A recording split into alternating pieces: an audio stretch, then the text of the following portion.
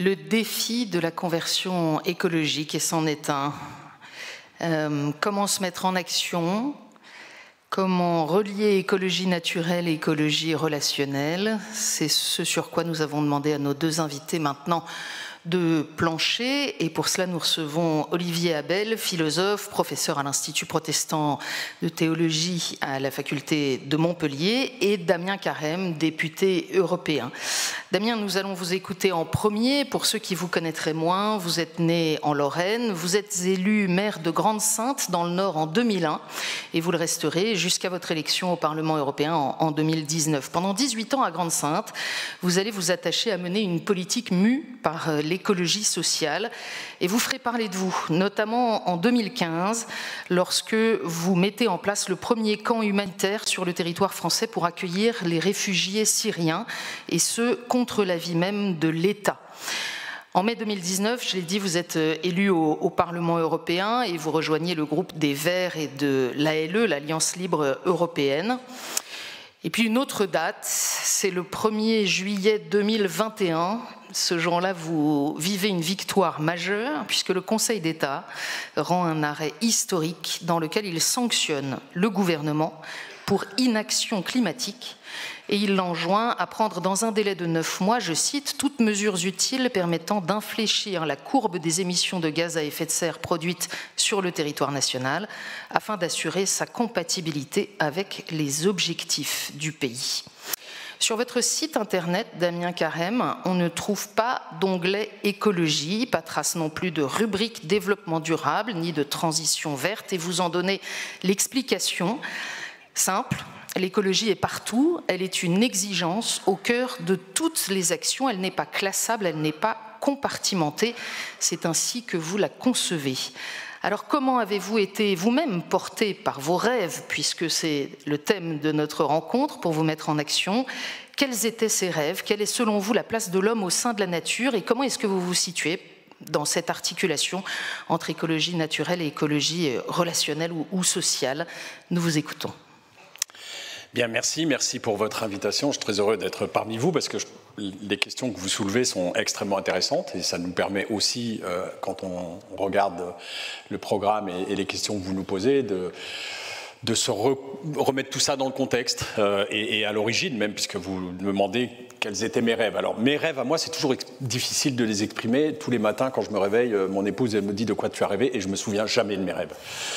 Je ne sais pas à quoi c'est dû, ou très rarement, et donc j'ai du mal à expliciter des rêves, en fait. Non, je pense que vous l'avez dit, je suis originaire de l'Est de la France, de Jeuf, d'une famille catholique. Mes parents étaient tous les deux permanents à la jeunesse ouvrière chrétienne, et c'est là qu'ils se sont connus, rencontrés, mariés, et qu'ils ont eu 6 enfants par la suite. Il était ensuite militant syndical avec des responsabilités nationales à la CFDT Métallurgie. Et chez nous, la question sociale a toujours été très prégnante. Il était fréquent qu'on accueille des familles pour dormir chez nous parce qu'elles se retrouvent à la rue, que mon père soit pas là parce qu'il devait aller aider une famille quelque part. Enfin voilà, et c'était un contexte, notre vie, notre enfance a été baignée par cela. Et puis après, lui-même a été maire de Grande-Synthe de 71 à 1992, dans une ville ouvrière, une ville qui s'est construite pour les besoins de l'industrie de manière très rapide dans les années 60, puisque à la fin des années 50, Grande-Synthe était un petit village de maraîchers, 2600 maraîchers, c'est devenu une ville industrielle avec l'implantation notamment d'usinors sur le bord de mer pour relancer l'économie du Dunkerquois qui avait souffert pendant la guerre. Et donc, il a fallu, pour venir construire cette usine et y travailler, faire venir beaucoup de gens de l'extérieur, des Polonais qui étaient dans les mines du Pas-de-Calais, mais aussi des Espagnols, des Italiens, des Portugais, des Africains du Sud, parce qu'on manquait de main-d'œuvre chez nous. Et que voilà, cette ville a donc poussé, est devenue une ville de 1500 à 25 000 habitants en moins de 20 ans. Avec des constructions rapides, de ce qu'on appelle de l'urbanisme en chemin de grue. On mettait une grue sur une rue et puis on construisait des HLM le long du déplacement de cette grue. Et donc il s'est très vite retrouvé avec des problèmes sociaux liés à l'habitat, même si cet habitat qu'on critique aujourd'hui, ces grandes barres HLM, Moi, j'ai eu beaucoup de témoignages d'habitants qui venaient notamment des mines et qui disent que c'était extraordinaire quand ils sont rentrés. Il y avait de l'eau au robinet dans l'appartement, il y avait des toilettes dans l'appartement, alors que de là où ils venaient dans les mines, il fallait aller pomper l'eau dans le jardin, il fallait aller aux toilettes aussi dans le fond du jardin. Donc ça avait été un véritable progrès social.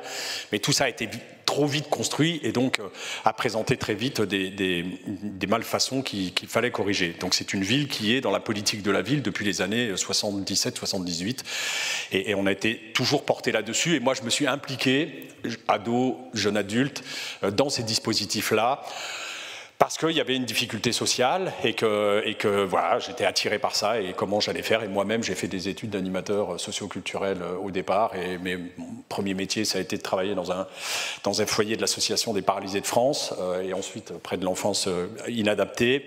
Donc voilà, ça a été quelque chose qui a été ma route depuis le départ. Et en fait, ce n'est pas des rêves que j'avais, c'est de me dire, j'ai toujours cherché à mettre en œuvre des solutions. C'est une forme de pragmatisme que l'élu local doit avoir. On fait un constat. Moi, le constat, dans les dernières années, c'était 33% des foyers de la ville qui vivaient sous le seuil de pauvreté et 28% de chômage. Et ces gens-là, on ne doit pas les laisser en dehors de tout, vivre dans l'indignité, dans la dépendance de dispositifs sociaux. Il faut qu'on leur permette de vivre comme tout à chacun, dans la mesure du possible. Et pour ça, le maire a quand même beaucoup de prérogatives. Il peut faire beaucoup. Oui, en même temps, et vous l'avez dit, j'ai porté cette plainte contre le gouvernement parce qu'il ne faisait pas sa part, mais nous, on peut agir sur le logement, on peut agir sur la mobilité, on peut agir sur l'éducation, on peut agir sur la culture, on peut agir sur plein de domaines dans le quotidien des habitants. Et en fait, ça a été c'est de chercher à chaque fois des domaines où on pouvait intervenir pour améliorer ce quotidien des habitants. Et finalement, je me suis très vite aperçu que ce sont les plus en difficulté qui vivent dans l'habitat le plus indigne, mal isolés, donc susceptibles, enfin ils attrapent tous des maladies et les enfants ont régulièrement des bronchites, des bronchiolites, etc., parce qu'ils sont dans des appartements, dans des passoires thermiques, que sont eux aussi qui ont accès à la malbouffe et uniquement à la malbouffe. Donc en fait, ils ont en plus tous les problèmes qu'on rencontre et qui sont des problèmes environnementaux. Et donc, moi, je me disais, finalement, quand on va améliorer la situation sociale de ces personnes-là, en mettant en œuvre des solutions, on va aussi améliorer la lutte contre le changement climatique. On va s'engager dessus. Donc, j'ai décidé de passer au 100% bio dans les cantines scolaires pour préserver la santé des enfants qui m'étaient confiés. Quand même, moi, c'est une responsabilité énorme pour un élu. On nous confie les enfants pour leur donner à manger le midi.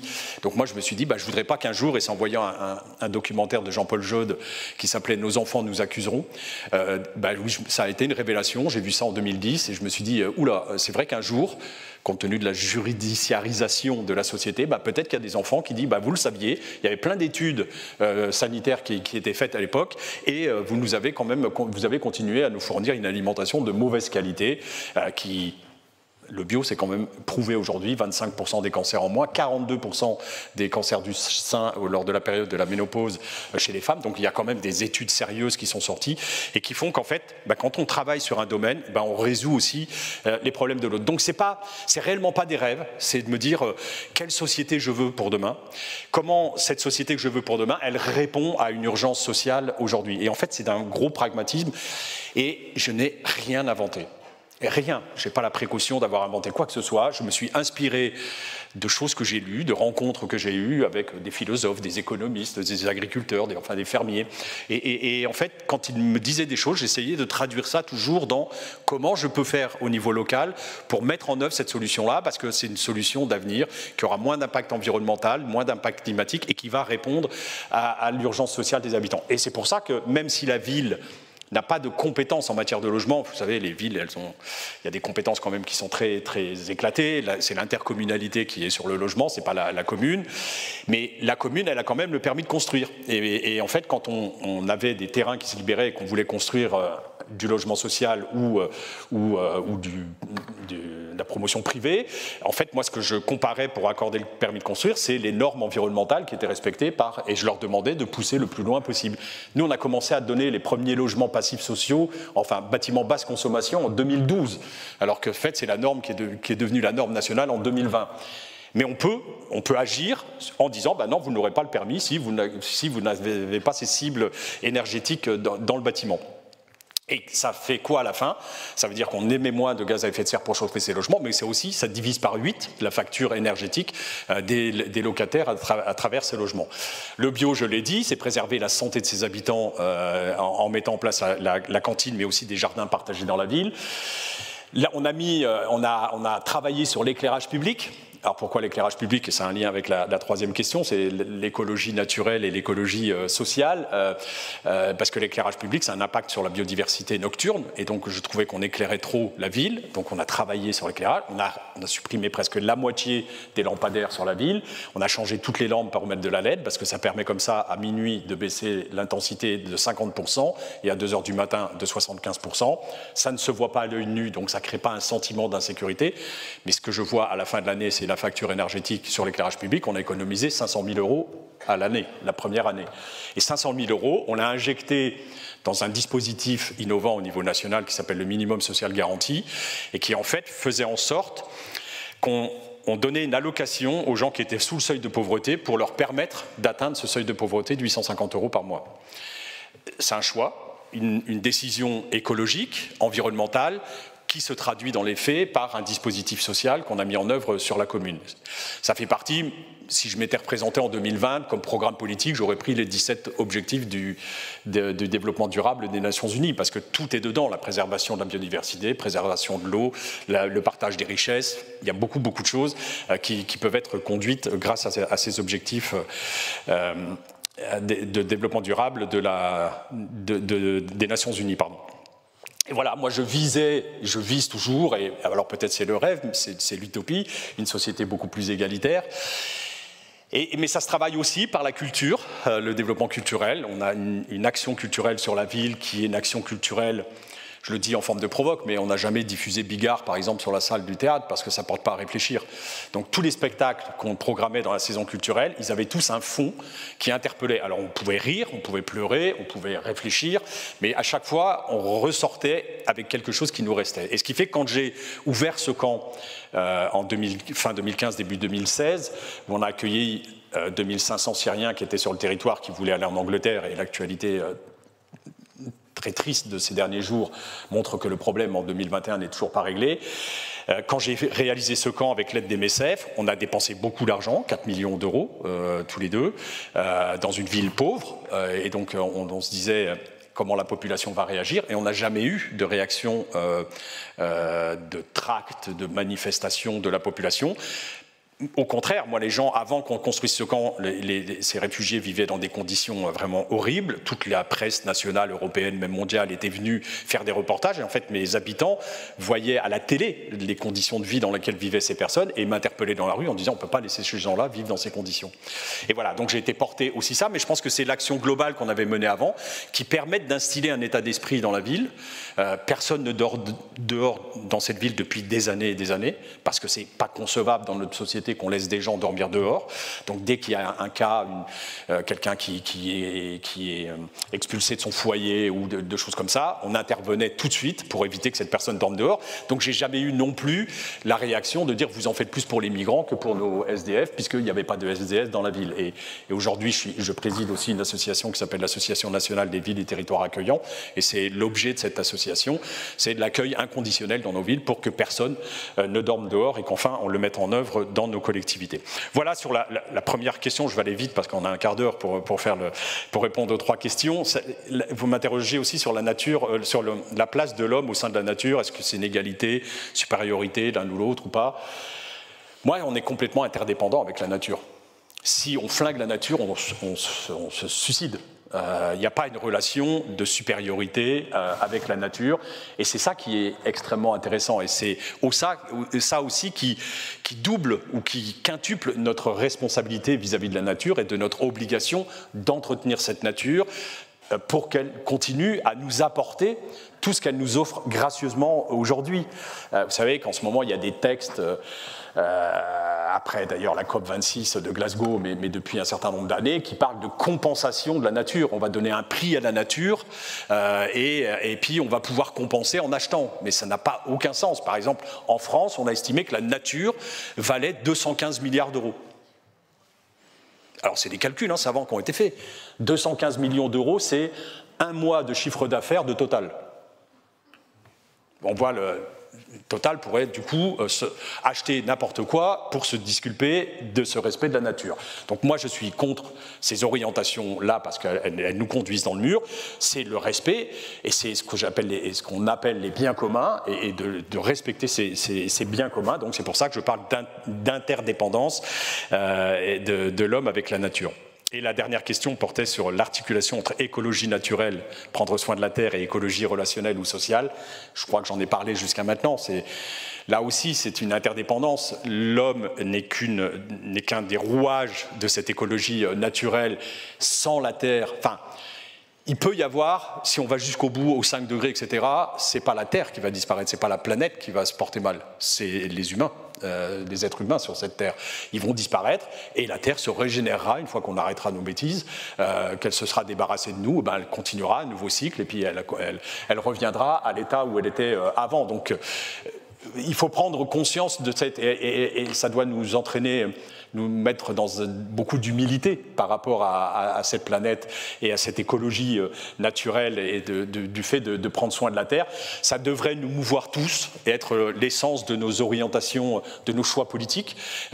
C'est là-dessus aussi que je me bats au Parlement européen après m'être battu comme maire parce que je pense qu'on n'a pas le choix. On est vraiment à l'orée de quelque chose d'extrêmement important et que nous allons tous souffrir. J'ai été voir les dégâts de la tempête Alex dans le sud de la France, dans les Alpes-Maritimes. Je suis allé à Liège et en Allemagne voir aussi ce que ça avait créé. Et vous l'avez vu au Canada, vous l'avez vu en Algérie, vous l'avez vu en Californie, partout ça va pas bien. Les problèmes de l'accès à l'eau en Inde commencent à être un vrai problème où les trains qui se transportent de l'eau sont obligés d'être accompagnés par des militaires parce que sinon ils se font assaillir par des gens qui ont soif sur notre terre. Donc revenons à des choses beaucoup plus simples et au respect de cette planète en premier lieu. Merci.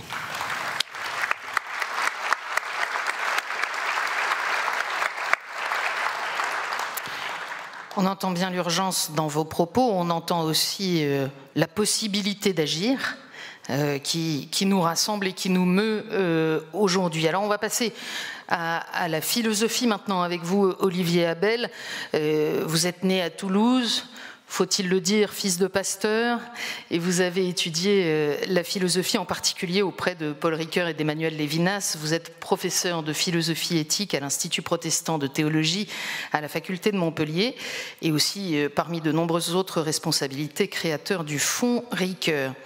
Vous vous êtes investi dans les comités de rédaction ou comités éditoriaux de plusieurs revues au fil du temps, de Autre Temps à Autrement, de Foi et Vie à Esprit, et vous êtes aussi un chroniqueur régulier selon les périodes de différents journaux de Libération, Réforme ou La Croix. Et je le mentionne parce que ça rejoint bien l'ambition que vous décrivez parfois de chercher à ramener ces grands mots de la philosophie et de l'éthique dans notre monde ordinaire.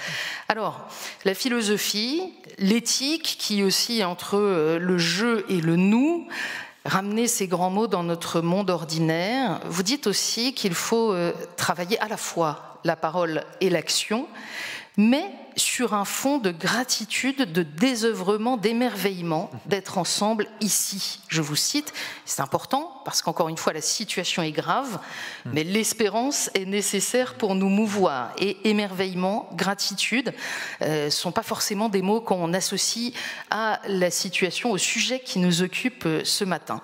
C'est important de changer d'imaginaire, de changer nos habitudes avec la découverte des limites qu'on formule ces dernières années. Est-ce que du coup le concept de vie bonne change aujourd'hui? Et comment articuler ces deux réflexions qui sont presque des théologies sécularisées? D'un côté, la nature sacrée par elle-même, de l'autre côté, pour certains, la sacralisation des technologies. Dans tout cela, l'importance peut-être du langage poétique pour changer d'abord nos imaginaires. On vous écoute. Merci beaucoup Philippine pour cette très belle présentation. Vous avez déjà dit beaucoup de choses qui me tiennent à cœur. Oui, je voudrais d'abord faire juste une petite évocation. C'est que j'étais la semaine dernière aux entretiens d'Auxerre. Donc c'est les cercles Condorcet qui organisent ça. Et le thème c'était oser rêver. Je me suis dit, il y a un signe des temps là. On sort de cette crise, on est dans ces temps sombres et on ouvre en effet, on soulève cette perspective de oser rêver, oser regarder nos rêves en face, si je peux dire. Il faut regarder la réalité, mais il faut aussi regarder pour agir, il faut qu'il y ait un décalage entre la réalité et le rêve. C'est le moteur de l'action. Et d'une certaine manière, l'émerveillement fait partie, en ce sens-là, de ce moteur de l'action. Mais peut-être justement, le mot de ce matin, c'était le mot qui nous est proposé, c'est le thème de la conversion écologique. Et j'ai envie de dire, voilà, on peut imaginer une conversion des opinions. On peut dire que l'opinion est déjà convertie, et que ça ne change pas grand-chose. Il ne suffit pas de changer d'opinion. Il y a plein de gens, enfin, je dirais que ce serait déjà bien si tout le monde était d'accord, ceci dit, bien sûr. Mais il y a des choses qui sont inaccessibles à l'argumentation, parce que justement, il faut changer d'imaginaire de la vie bonne. Ce serait ça un petit peu le cœur de mon propos aujourd'hui. Et je dirais la contribution, il faut le dire aussi, de la parole spirituelle, de la parole religieuse, de la parole chrétienne, par rapport à cette conversion de l'imaginaire de la vie bonne. Ça, je dirais, ça c'est le cœur de mon propos. Et au-delà, il ne suffit pas de changer d'imaginaire, il faut aussi changer d'habitude. Et ça, c'est lourd. Changer d'habitude, on peut changer d'opinion facilement, mais changer d'habitude, c'est difficile, et c'est d'autant plus difficile que nos habitudes sont prises dans les habitudes collectives. Il faudrait changer tous ensemble d'habitude en même temps, il faut changer de ce que j'appelle de cohabitude. Voilà, en gros, je vous donne les perspectives qui sont, pour moi, celles des difficultés que nous rencontrons aujourd'hui. Alors, d'abord, je vous donne un petit peu, très philosophiquement, le paradigme qui me semble, et qui est d'ailleurs proche de celui de Ricoeur, me semble être celui dans lequel nous sommes maintenant.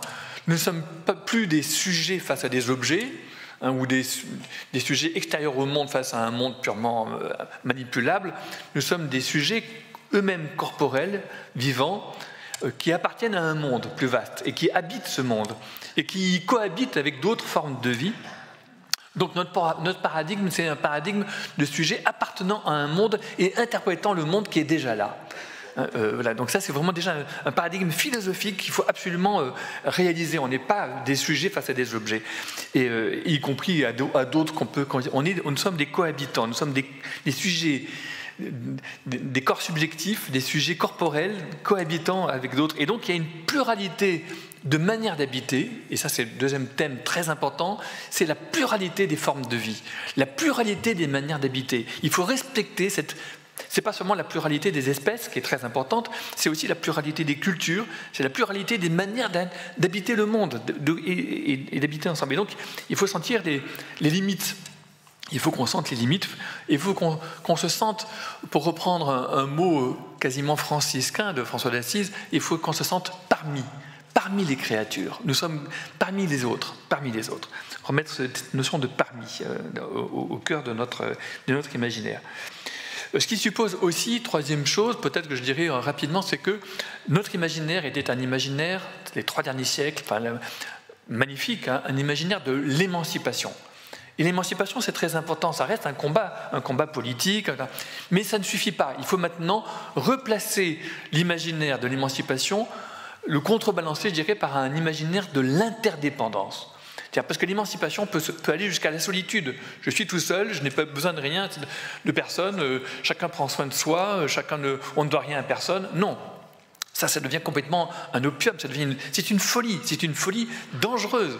Nous ne sommes plus dans une société de servitude volontaire, nous sommes dans une société de solitude volontaire. Et chacun qui prétend, il faut absolument casser ce modèle éthique, et je dirais aussi social et politique, là, de rêver tout le temps l'émancipation. Il faut équilibrer l'émancipation qui est toujours nécessaire face à certaines servitudes, certaines dépendances subies, je dirais, par l'interdépendance, par le sens de l'attachement. Voilà. Donc ça serait ce que je mettrais, on pourrait dire, en tête de notre imaginaire. Du coup, là, il y a quelque chose, une véritable conversion à faire, c'est que nous étions dans un souci magnifique, on peut l'illustrer par les travaux de Michel Foucault encore, un souci de soi, une culture de soi.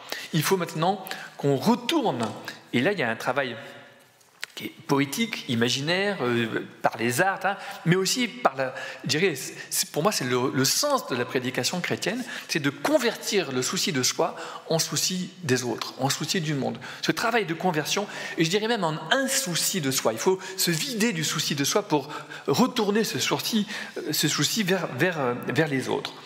Et c'est là que je dirais, voilà, là il y a quelque chose dans lequel Hannah Arendt avait une formule magnifique en introduction à la condition de l'homme moderne. Elle disait « Je crains que nous entrions dans un monde où les hommes ne comprennent plus ce qu'ils font ». On peut dire ne savent pas ce qu'ils font. Bon d'accord, c'est un classique, mais ne comprennent pas, et j'aurais envie de dire même encore plus radicalement, ne sentent pas ce qu'ils font. Nous ne sentons plus ce que nous faisons. Et donc, nous avons des prothèses de l'action gigantesques, nous pouvons agir de plus en plus loin, de plus en plus vite, de plus en plus fort sur l'ensemble de notre environnement, mais nous n'avons pas une perception à la hauteur de nos moyens d'action. Donc, comment avoir une prothèse, je veux dire, un élargissement poétique de notre sensation, de nos capacités de sentir. C'est là qu'on a besoin des arts, c'est là qu'on a besoin de cette conversion de l'imaginaire, qui, à mon avis, est en partie la fonction de la prédication elle-même. Alors, je vais vous parler un petit peu de la prédication. La prédication, parce que pour moi, aujourd'hui, on est dans une société de com. Ce qui compte, c'est de mettre des mots, d'avoir des éléments de langage. En fait, c'est des mots. Mais il n'y a plus de prédication. La prédication, c'est une phrase, c'est un énoncé, c'est un discours. En fait, c'est une forme de vie, c'est quelque chose qui ouvre en nous une possibilité d'action et une possibilité de sensation. Ça élargit nos capacités de sensation et d'action. Et donc, et les prédications ont des effets moraux, ont des effets dans la vie, mais ce n'est pas parce qu'on fait la morale. L'important n'est pas de faire la morale, l'important c'est de changer d'imaginaire, c'est de bouleverser l'imaginaire. Ricoeur a des phrases très fortes, des études très fortes sur le fait que la poétique bouleverse l'imaginaire, alors que la rhétorique, l'argumentation change uniquement l'opinion, mais il faut changer l'imaginaire tout entier. Et j'ai envie de dire, peut-être que c'est vrai que la prédication chrétienne, et je crois qu'il faut que nous rencontrions ce problème, je parle ici exprès devant le public que nous sommes et que je suis avec vous, c'est vrai que le monothéisme a un rapport ambigu à ces questions-là. Et il faut que le monothéisme fasse ce travail de déconstruction de ses propres présupposés, d'un rapport à un monde dans lequel, voilà, dominer le monde, gouverner-le, etc. Quelque part, Descartes pourrait être le prolongement, ce rapport sujet-objet pourrait être une certaine lecture d'un certain texte biblique.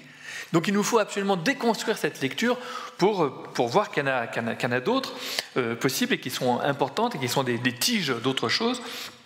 Ce n'est pas particulièrement vrai pour l'éthique protestante, dont Max Weber disait qu'elle était à la tige du capitalisme, si vous voulez.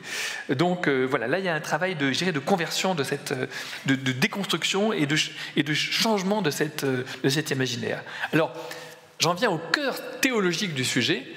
C'est notre rapport au monde. En fait, il y a deux tentations qui sont aussi dangereuses l'une que l'autre, pour moi.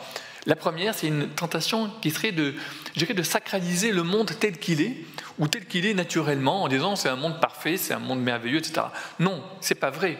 Le monde, il est plein de malheurs, et tout le travail, on pourrait dire, du combat contre les malheurs sociaux, ça a été justement de compenser des vulnérabilités, etc. Donc il y a vraiment quelque chose à changer, le monde est aussi à transformer.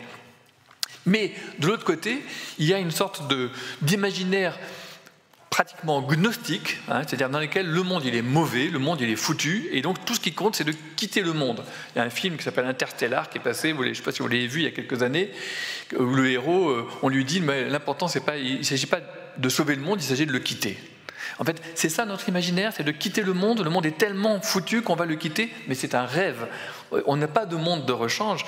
Il faut bien donc retrouvé ce rapport au monde qui est un rapport à la fois de monde inachevé, dans lequel il faut aussi combattre le mal, mais aussi de monde merveilleux, qui est un monde aimé en quelque sorte, et de monde qui est le lieu de tout ce que nous pouvons, de ce que nous pouvons faire, de ce que nous devons faire.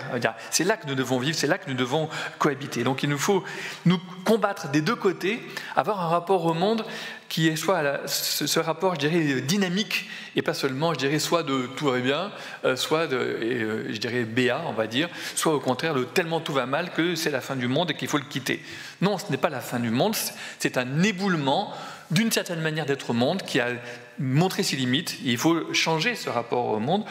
Je dirais, peut-être pour terminer, deux choses. La première chose, c'est qu'il y a un rythme de la vie qui est un rythme dans lequel tour à tour, tous les vivants, je dirais, naissent, augmentent, croissent, mais aussi, à leur tour, décroissent. et laisse la place à d'autres vivants. Montaigne disait « Tout homme va vers son croît et son décroît ». Je pense qu'il nous faut remettre ce rythme dans notre rapport les uns aux autres, dans le rapport des humains les uns à l'égard des autres, mais aussi des formes de vie les unes à l'égard des autres, des civilisations les unes à l'égard des autres. Voilà, il y a un temps pour, il y a un temps pour. Il y a un temps pour croître, un temps pour décroître, un temps pour se montrer et un temps pour se retirer, etc. Et ça fait partie, je dirais, de la vie. Puis la deuxième chose, pour terminer, je dirais, si on pense de manière écuménique, l'écuménisme, pour moi, ça va avec oikos, ça va avec écologie, ça va avec le fait que nous sommes condamnés à vivre dans cette petite planète en cohabitant. Et donc, il y a une dimension de cohabitation, et je dirais même d'admiration de la diversité, je le dirais théologiquement, des manières de rendre grâce à Dieu, des manières de rendre grâce à Dieu d'exister.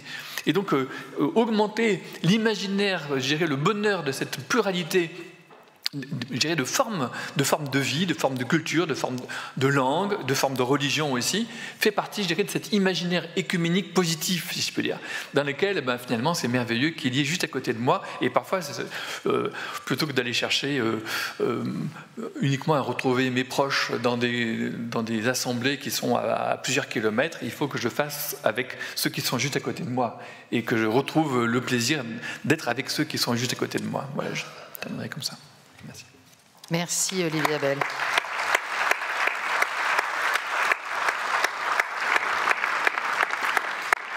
Merci. Alors, je rappelle à ceux qui sont à distance qu'ils peuvent poser leurs questions sur le chat, et à vous qui êtes dans la salle que vous pouvez lever la main pour demander qu'on vous donne un de ces petits carrés de papier qui vous permettront de poser des questions que Marie-Charlotte et Geoffroy viendront reprendre sur scène dans un instant. Mais peut-être avant une question très bête pour vous, Damien Carême. C'est vrai qu'en vous écoutant raconter ce que vous avez déployé à Grande-Synthe, au fond, ça paraît à la fois logique et assez simple. Alors on se demande pourquoi est-ce que tout le monde ne le fait pas. Quels sont les obstacles ? Ah, il n'y en a pas. Je ne sais pas pourquoi ils ne le font pas tous. Non mais franchement, non mais... Toute plaisanterie gardée, mais vraiment, j'ai reçu beaucoup de délégations parce qu'on avait été médiatisé, et donc beaucoup de délégations d'élus sont venus et ont essayé de juger. Alors, comme on est dans une ville industrielle, dans une agglomération industrielle, on a des taxes professionnelles qui, pour certains, disent oui, mais c'est parce que tu as de l'argent de la taxe professionnelle que tu peux faire tout ça. Et je reprenais secteur par secteur. Non, faire de l'alimentation bio 100% dans les cantines scolaires, ça ne coûte pas plus cher que de faire du normal, surtout quand on implante des maraîchers qui produisent localement, on supprime les intermédiaires et on arrive. Faire l'éclairage public qui me permet d'économiser 500 000 €, oui, c'est un emprunt à un moment donné, mais dans les collectivités, faire un emprunt qu'on rembourse sur 20 ans, ça fait des petites mensualités pour rembourser 3 millions d'euros, ça me fait une économie de 500 000 € par an. Vous voyez que j'ai vite remboursé les 3 millions et que ça arrive derrière. Faire des jardins partagés, ça coûte rien. Des piquets pour mettre une clôture pour éviter que les chiens viennent faire leurs besoins. Il y a une chose qui a coûté cher, c'est faire la gratuité des transports sur l'agglomération, parce que pour permettre à des gens qui n'ont pas beaucoup de moyens d'avoir de la mobilité, parce que c'est du lien social, la mobilité, et l'importance du lien social, ça a été bien dit tout à l'heure. Enfin, pour moi, il y a des études qui disent, dans le bonheur, ce qui fait notre bonheur, 30%, c'est le lien social. Et c'est important donc de jouer sur ce lien social, et ce qui fait qu'on a des problèmes aujourd'hui liés au confinement parce qu'on avait une rupture de lien social. Donc tout est possible de le faire. Après, c'est une question de volonté politique, c'est une question de choix politique.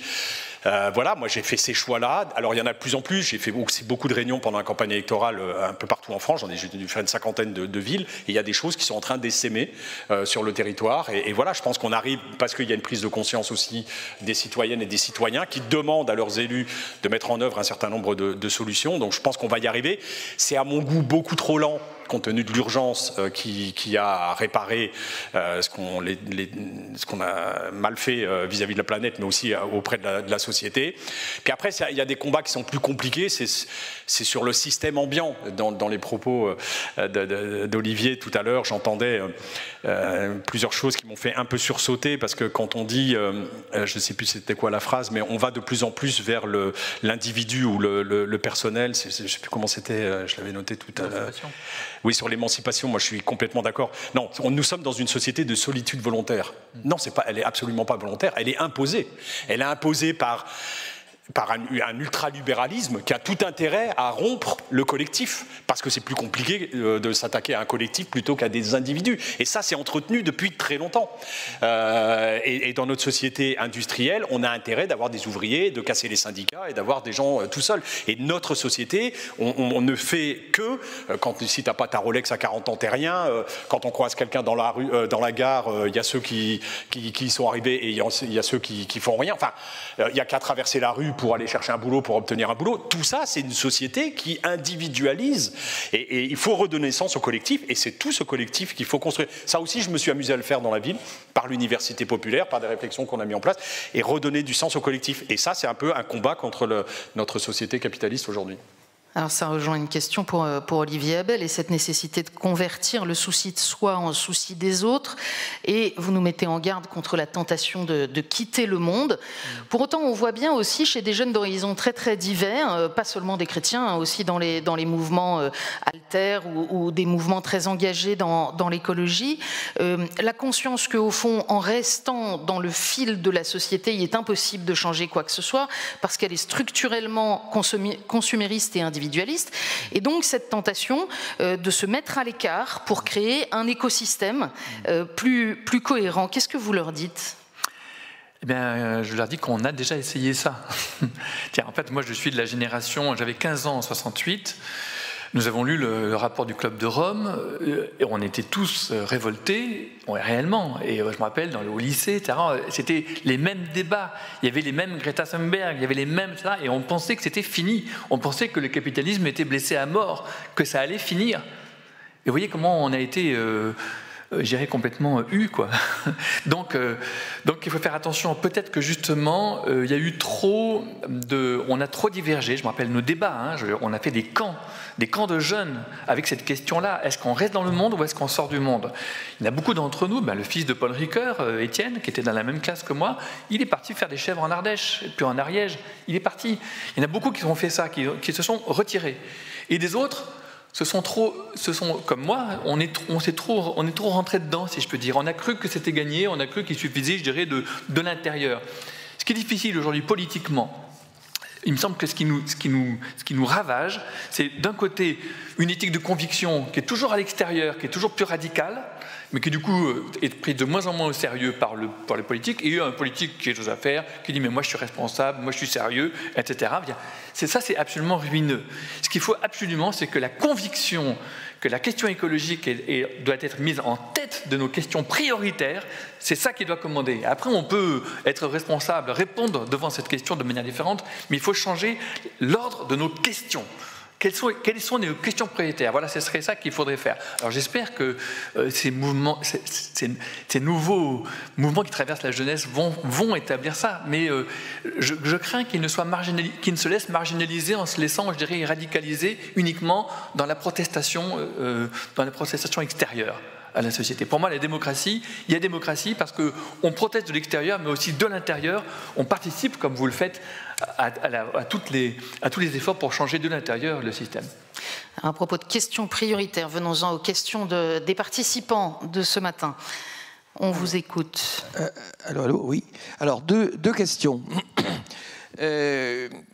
Prendre soin des hommes et de la terre, donc ça, l'Odette aussi nous a incité à ça, et vous l'avez repris, Damien, dans vos propos, mais vous avez été, je dirais, peut-être un cran plus loin, c'est que vous avez parlé d'une hiérarchie entre les deux, ou justement l'absence de hiérarchie entre les hommes et la terre.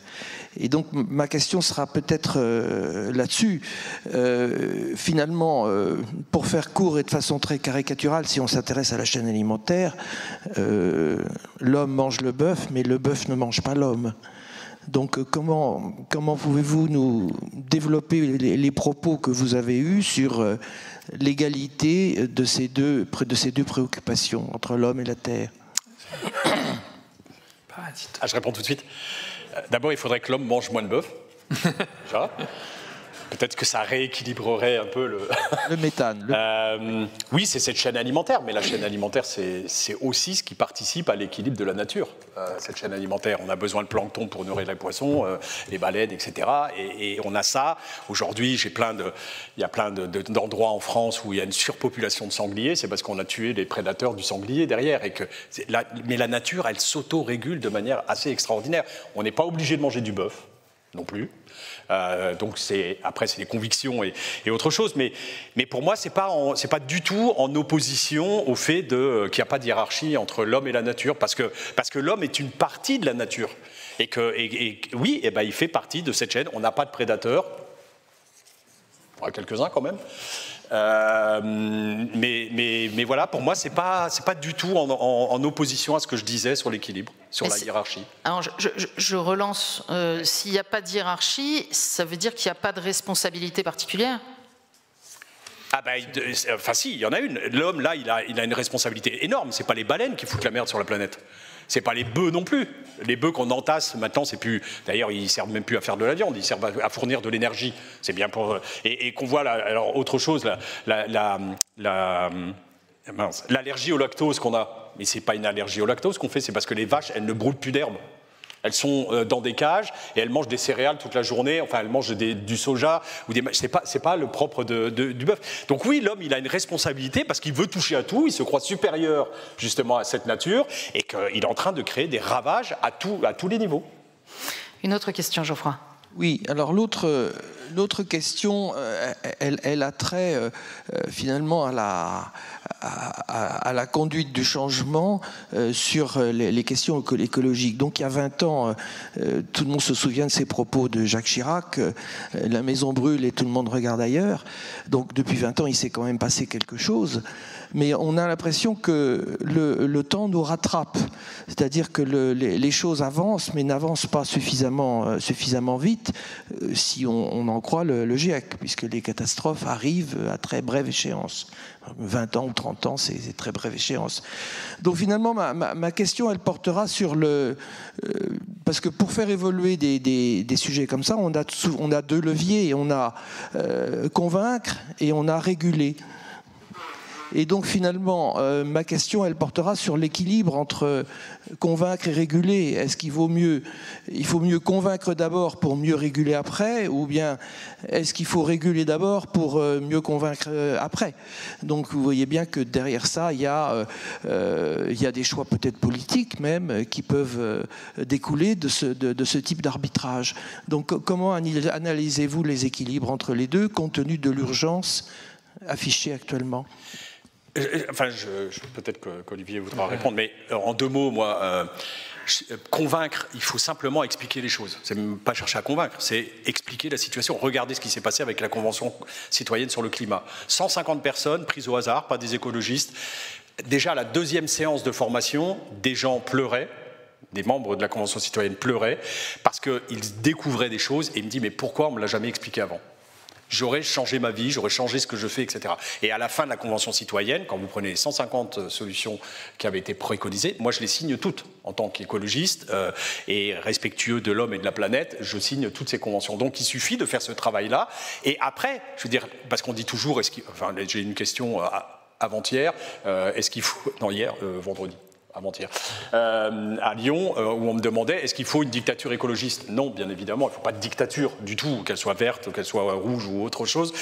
Mais à un moment, quand on fera ce travail d'explication, et je me dis que les 67 millions de Français, ils ne sont pas plus bêtes que les 150 tirés au sort de la Convention citoyenne, quand on expliquera, quand on donnera les données correctes et qu'on formera la population par de l'éducation populaire, par de la culture, par tout ce qu'on veut derrière, eh ben, ça sera quelque chose que la société demandera même, que les citoyens demanderont eux-mêmes. Donc, et ça s'auto-régulera. Parce que ça ne sera pas vu comme une contrainte, mais ça sera vu comme une nécessité de s'adapter à ce monde et d'arrêter les déviances, pour aller dans la suite et passer la parole à Olivier, de quitter ce monde. Aujourd'hui, on nous fait croire qu'on va aller habiter Mars et on commence à faire du tourisme spatial. Enfin, la débilité dans laquelle on est tombé aujourd'hui m'effraie. Même nos astronautes parlent de ça. C'est incroyable quand même. Moi, je dirais que la démocratie, c'est beau, mais il faut que la démocratie se pense elle-même démocratiquement, je ne sais pas comment dire, c'est bien d'être démocrate chez nous, mais si nous sous-traitons nos frontières à des pays non démocratiques, ça veut dire qu'on n'est pas démocrate. Et c'est ça que nous faisons aussi dans le temps. Nous sommes démocrates parce que nous sous-traitons à notre futur de ne pas être démocrate. Ça, c'est très hypocrite. Et c'est ça que je redoute, vous voyez. Il faudrait qu'on fasse attention à intégrer dans notre démocratie un peu plus les contraintes globales pour les introduire dès maintenant. Voilà, ça serait la première chose. C'est pour ça que je dis qu'en même temps, ce n'est pas une question de convaincre. Là, il y a aussi, je disais, changer d'imaginaire. Je sais que c'est très difficile, etc. Mais ça, c'était une première chose que je voudrais dire. Je voudrais dire aussi qu'on va peut-être être rattrapé par d'autres choses que nous ne prévoyons pas. Nous sommes obnubilés par le GIEC et par le climat. Mais nous avons d'autres problèmes qui arrivent à toute vitesse, c'est notamment la rareté de beaucoup de métaux, de beaucoup de minéraux, etc. Nous avons un observatoire sur les évolutions du climat, nous n'avons pas d'observatoire sur la rareté réelle des minéraux, des métaux et de tous les minéraux en général, beaucoup plus large. En ce moment, Total est en train de faire on parlait de Total, une opération gigantesque en Ouganda, extrêmement dangereuse pour tout l'environnement, on ne sait pas vers quoi on va, on continue comme ça, parce qu'on n'a aucune visibilité il n'y a pas de stratégie globale, il n'y a pas de droit international, il n'y a pas de pacte international sur la rareté des métaux. On voit très bien en ce moment, il y a des limites, même pour Noël, il y a des cadeaux qui n'arrivent pas, parce que, vous voyez, on est en train de toucher cette limite-là, elle peut arriver très vite, et avec cette limite, ça va être des guerres terribles. Ce ne seraient pas des guerres du climat, c'est des guerres de la rareté des ressources, de l'eau, du pétrole, de métaux rares dont on a besoin, dont nous avons vitalement besoin à cause de nos habitudes simplement. On a l'habitude de prendre une douche tous les matins, et c'est comme ça, on ne peut pas faire autrement. On est captif de nos habitudes, il faut qu'on sente tout ça. Alors comment est-ce qu'on va se libérer de tout ça, je ne sais pas. Marie-Charlotte a d'autres questions? C'est pas allumé. C'est bon, c'est arrivé. Oui, nous avons une question pour Olivier Abel. Vous avez mentionné deux tentations, l'une de dire que le monde serait bon, l'autre que le monde serait plutôt mauvais. On retrouve deux tentations similaires quand on parle de la COP26, à savoir la première, celle qui serait celle de la collapsologie et donc de la désespérance, et celle plutôt du solutionnisme, à savoir le fait de croire que la technique allait trouver des solutions aux problématiques du réchauffement climatique. Comment trouver un juste équilibre entre ces deux solutions? Oui, tout à fait. En fait, c'est ça. Je me disais finalement, les pères de l'Église, au moment de la fin de l'Empire romain, alors pourtant leur réalité n'a rien à voir avec les urgences actuelles. Mais en fait, ils avaient le même problème de c'est quoi notre rapport au monde. Et il y en avait qui disaient le monde est en train c'est la fin du monde, c'est fini, c'est fichu, etc. Il faut juste se retirer. C'est des anachorètes qui allaient sur des cailloux, qui allaient dans des grottes en Cappadoce, des petits jardins dans le delta du Nil, des moines tout seuls, Et Saint Basile qui dit mais non, revenez ensemble, faites communauté, c'est pas fini, c'est pas fichu complètement. Et puis de l'autre côté, justement, des gens qui étaient dedans et qui pensaient que ça allait vivre toujours. Et j'ai envie de dire, voilà, et du coup, la théologie chrétienne s'est élaborée dans ce contexte de rapport ambigu au monde. C'est ça que j'ai essayé de décrire tout à l'heure de manière maladroite. Et je pense qu'il y a une ressource dans cette théologie qui est le cœur de la culture chrétienne, dans laquelle, en même temps, le monde il est merveilleux, on commence la liturgie par la gratitude, par l'émerveillement du bon, oui, mais il y a aussi le mal, et aussi le mal que nous faisons. Et donc, il y a une responsabilité face au mal, nous devons combattre le mal que les humains se font à eux-mêmes et se font les uns aux autres. Et puis finalement, il y a l'espérance, en fait. Voilà, il y a des choses qui ne dépendent pas entièrement de nous, mais en quelque sorte, qu'il ne faut pas croire qu'on peut tout changer tout seul, refaire un homme nouveau, parce que justement, le totalitarisme, comme disait Ricoeur, c'est une pathologie de l'espérance. Croire qu'on va pouvoir imposer une nouvelle solution totale qui va résoudre tous les problèmes, c'est aussi dangereux. Vous voyez, donc, rien que dans le parcours de n'importe quelle petite liturgie, il y a déjà toute cette histoire d'un rapport au monde qui est un rapport plein de dynamique et de capacité de changer le monde, mais de manière modeste. Voilà. Damien. Oui, juste un mot. Je pense que dans toutes les solutions qui sont des technicistes, comme je les appelle, de ceux qui pensent que c'est la technologie qui va résoudre les problèmes environnementaux et climatiques, derrière toutes ces solutions préconisées, il y a des lobbies capitalistes, ultralibéraux qui sont là pour voir, là on sent bien qu'on ne va plus arriver à faire d'affaires, comment on peut trouver une solution qui va nous permettre de faire du business as usual. On parlait de la consommation de la viande tout à l'heure, aujourd'hui le débat qui arrive c'est on va nous nourrir à la viande de synthèse, une viande complètement fabriquée en laboratoire. dont on ne sait pas du tout ce qu'il va y avoir dedans, comment ça va fonctionner, et derrière, c'est l'agro-business, l'agroalimentaire qui préconise ces solutions-là. Ce sont les mêmes qui aujourd'hui ont les élevages intensifs et font les mêmes choses. Pareil, vous l'avez entendu sur les abeilles. Pourquoi aujourd'hui on continue à mettre du glyphosate ou des pesticides tueurs d'abeilles alors qu'elles nous rendent un service énorme? Donc on commence à parler de drones abeilles pour aller polliniser. Ça veut dire qu'on continue, il ne faut pas qu'on continue, il ne faut pas qu'on nous empêche de continuer comme avant. Et il faut qu'on aille chercher. Mais à chaque fois qu'il y a cette solution, une solution de technologie qui est mise en œuvre, derrière, c'est pour continuer la consommation, l'extraction. Alors l'extraction de minerais, effectivement, Olivier a raison. Regardez, il n'y a plus de voitures qui sortent aujourd'hui parce qu'on n'arrive plus à avoir les composants électroniques qui sont dans les voitures. Il y a les terres rares qui sont accaparées par un certain nombre de pays, dont la Chine, et le reste, ça devient une denrée rare. Donc cette technologie-là, elle n'a aucun avenir. C'est simplement pour éviter de prendre les solutions maintenant, les dispositions maintenant, et repousser encore ça à plus tard, mais on sait que plus tard, ça sera catastrophique. C'est une transition parfaite pour ma seconde question. On a eu des questions à la fois dans la salle et à la fois parmi nos téléspectateurs divergentes et qui témoignent de la pluralité de notre public, donc c'est très intéressant, sur la question du modèle capitaliste.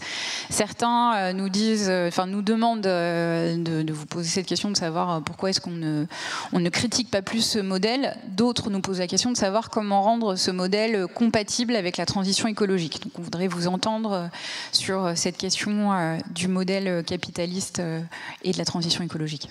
Je vais peut-être dire une chose, c'est il y a une sorte d'opium, je disais tout à l'heure, je disais de religion qui néfaste, qui est liée à des habitudes qu'on a prises, et une habitude que nous avons prise, à mon avis récemment, c'est l'habitude du neuf. Il nous faut des choses neuves, il faut que tout soit neuf. C'est magnifique, le Palais des Congrès à Versailles, il a été remis à neuf, apparemment, bon, on en est très heureux. Mais il faut faire attention que peu à peu notre perception s'habitue à ce que tout soit tout le temps neuf. Ça, c'est une maladie. Il faut qu'on sorte de ce formatage par le neuf, toujours du neuf. Alors, à mon avis, ça a à voir quand même avec le capitalisme, quand même. Cet imaginaire du neuf a à voir avec un certain capitalisme. Peut-être qu'on peut imaginer un capitalisme qui ferait du recyclage, qui serait moins lui-même captif de cette religion du neuf. Ça serait peut-être une manière de faire. Une autre chose que je voudrais dire, c'est qu'il n'y a pas d'un côté, il n'y a pas des modèles sans fissure, le capitalisme, ça. Et je dirais, alors c'est peut-être un débat avec Damien, je pense que la question écologique, dont je disais tout à l'heure qu'elle devait être mise en tête de nos questions, eh bien, elle ouvre, je dirais, un nouvel espace conflictuel. Et c'est intéressant que les citoyens du monde intériorisent la conflictualité entre leurs intérêts de court terme, de long terme, de leurs intérêts locaux et leurs intérêts généraux. Il y a de la conflictualité dans l'écologie, c'est pas un truc total qui répond à tout, au contraire, c'est une autre manière, je dirais, d'aborder les questions et du coup, je dirais, de les penser ensemble, d'un point de vue économique aussi bien d'ailleurs, et pas seulement politique. Voilà, une petite remarque. Damien. Oui, alors on peut jouer à faire de la sémantique. Le libéralisme, l'ultralibéralisme, le capitalisme effréné nous ont conduits dans l'état actuel de la société socialement, c'est-à-dire avec les inégalités de richesse telles qu'elles existent aujourd'hui, qui n'ont jamais été aussi importantes, et sur le plan environnemental. Et donc c'est parce que le capitalisme est une vraie prédation environnementale. Donc derrière moi, je suis pour quelque chose de beaucoup plus régulé avec de la conditionnalité sociale et environnementale. C'est ce qu'on essaie d'imposer. Par exemple, sur le plan de relance européen, on a essayé de conditionnaliser toutes les aides à des impacts environnementaux, aux impacts environnementaux et sociaux de ces aides-là. On n'y est pas arrivé parce que la majorité du Parlement est plutôt libérale et que surtout, il ne faut pas mettre de contraintes aux entreprises sur l'utilisation de l'argent public.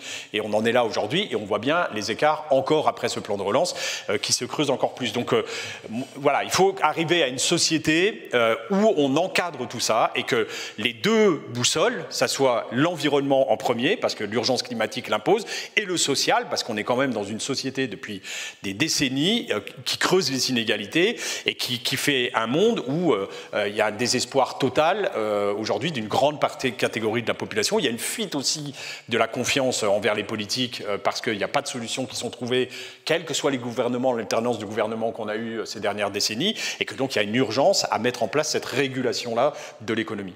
Geoffroy, d'autres questions des participants? Oui, j'ai une question. Je suis étonné que la question du travail ne soit pas abordée dans vos deux interventions. Elle est pourtant centrale.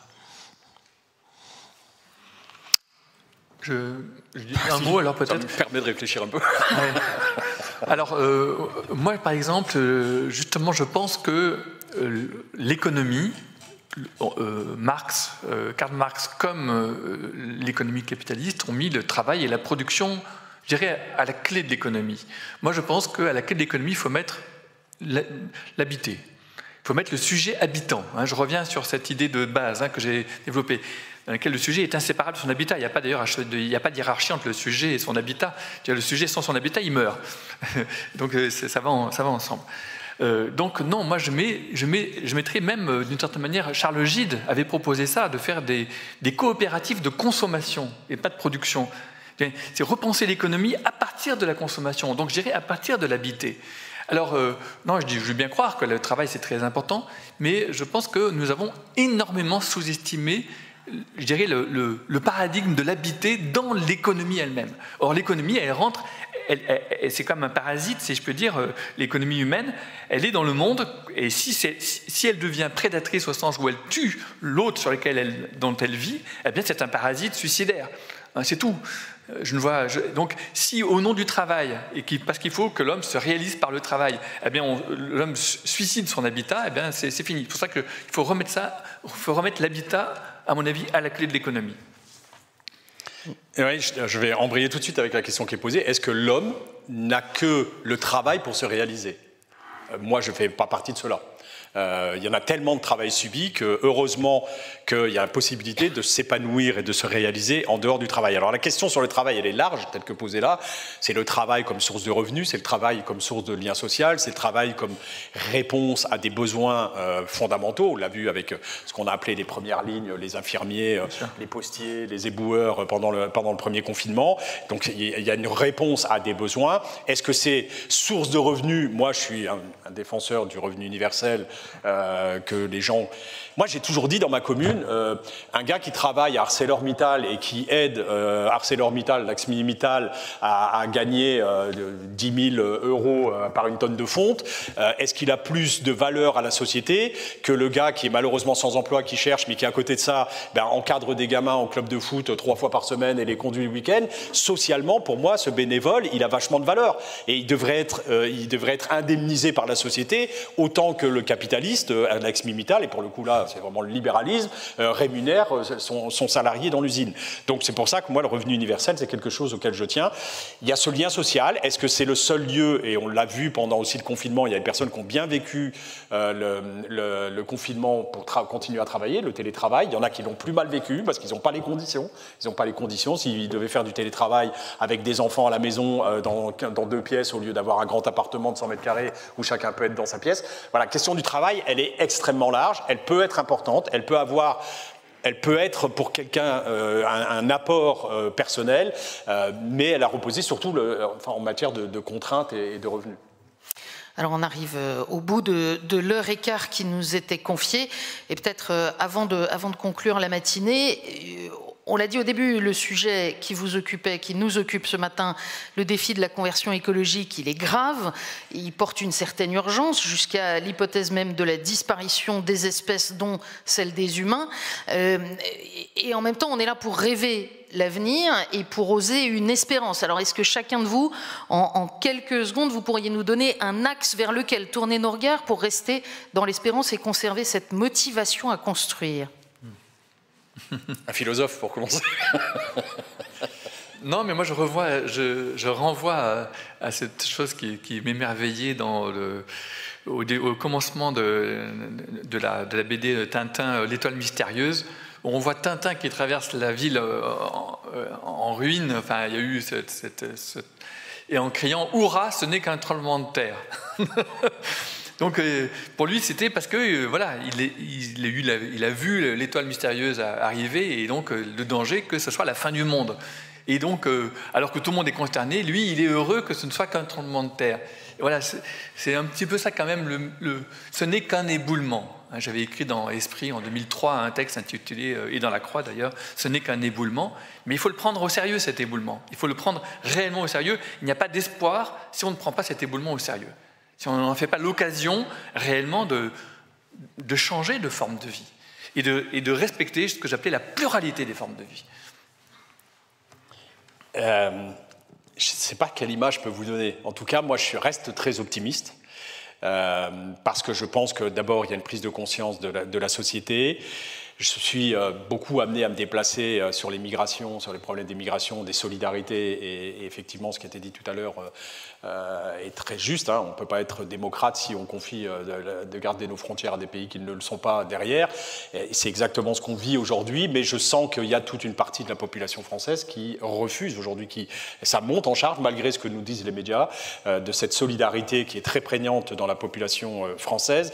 Et là, pour moi, la solidarité est un des éléments de la société écologique que j'appelle de mes voeux. Et partout, dans tous ces domaines, ça bouge pas aussi vite qu'il le faudrait compte tenu de cette urgence climatique, mais on avance, on a des débats aujourd'hui un peu partout qu'on n'imaginait pas avoir il y a 10 ans, qu'on n'imaginait pas. Donc la société est en train de bouger, il faut simplement accélérer le mouvement.